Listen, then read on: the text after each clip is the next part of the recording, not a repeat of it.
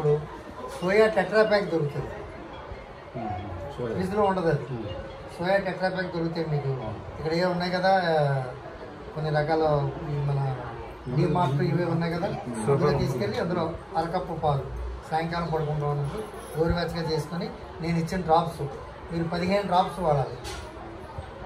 అరకప్పు పాలలో 15 drops. Tablet ఇస్తాను, పొద్దున ట్యాబ్లెట్ సాయంకాలం ట్యాబ్లెట్ వేసుకోవాలి. వీటితో పాటు 10 రోజుల నుంచి 15 రోజుల వరకు మీరు థైరోనారం 50 కంటిన్యూ చేయాలి. 15వ రోజు అంటే 2 వీక్స్ అయిన మాత్రం ఈ 50 మానేసి 25కి వెళ్ళాలి.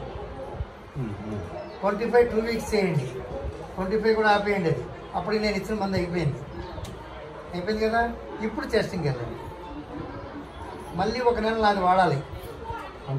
థైరాయిడ్ నారం వాడక్కర్లేదు. థైరాయిడ్ పోయిందా లేదో మీరు చూసుకోవాలి. 2 months మీరు వాడిన తర్వాత మళ్ళీ టెస్ట్ చేసుకోండి. క్రమం చెప్పేదానికి క్రమం పర్మనెంట్ క్యూర్ పర్మనెంట్ క్యూర్ అయిపోతుంది. షుగర్ వెజ్ అంటే పర్మనెంట్ క్యూర్ అయిపోతుంది.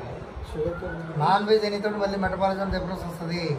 హార్మోన్ ఎప్పుడైతే బ్యాలెన్స్ తప్పిందో అప్పుడే థైరాయిడ్ వస్తుంది. నోట్ దిస్ పాయింట్, ఈ పాయింట్ నోట్ చేసుకోండి. నేను చికెన్ తింటున్నాను, ఇప్పుడు 2 ముక్కలు పెట్టుకుని తింటే వచ్చిన ప్రమాదం లేదు. ఫంక్షన్కి వెళ్ళాను కదా అని చెప్పేసి 1/2 కేజీ 1/2 కేజీ లాయించారు అనుకోండి, మొత్తం కాటా. మీకు సూట్ కాదు. థైరాయిడ్ ఉన్న వాళ్ళకి చికెన్ కానీ ఫుడ్ కానీ సీ ఫుడ్ కానీ నేను ఏదైతే చెప్పానో దానికి కారణం కూడా చెప్పేశారు కదా మీకు. మెటబాలిజం బ్యాలెన్స్ తప్పుతుంది. మీకు ఎప్పుడైతే బ్యాలెన్స్ తప్పిందో బ్లడ్లో టిష్యూస్ అన్నీ కూడా దూరంగా జరుగుతాయి. నేనేమో ఈ అమ్మకు పని చెప్పాను, ఈ అమ్మేమో అమ్మాయికి చెప్పింది, ఆ అమ్మాయికి ఆయనకి చెప్పి పని అవ్వదు. చెప్పుకుంటే వెళ్తాం ఇలాగా, ఒకరికొకరు పాస్ అనమాట.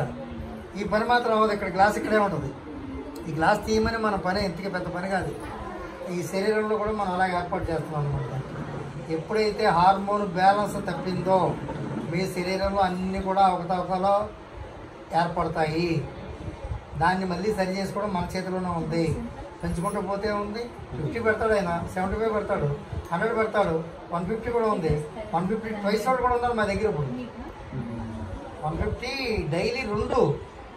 అమ్మాయికి 21 సంవత్సరం. ఇప్పుడు నాన్ వెజ్ తినదంట అసలు.